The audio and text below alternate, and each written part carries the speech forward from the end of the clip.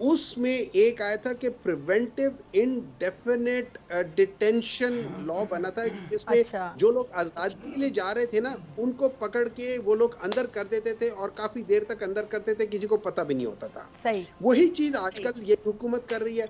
अच्छा, उसमें ये हुआ था कि मैं आपको थोड़ा-सा बताता हूँ, जैसे जब मॉडल टाउन का केस हुआ था और वहाँ पे लोगों ने एहतजाज किया था, तो गोलियाँ चली थी। इसी तरीके से 1919 में भी जब वो लोग उस लॉ के अगेंस्ट एहतजाज करने आए थे और एक जगह जमा हुए थे, ठीक है तो जी। उस वक़्त की ब्रिटिश राज जो थी ना, वो जो गोरी जो वो थी, उस ज़माने में गोरी सरकार थी, आजकल चोरी सरकार है, थोड़ा-सा ही फ़र्क है, जी और चे का थोड़ा-सी फ़र्क है।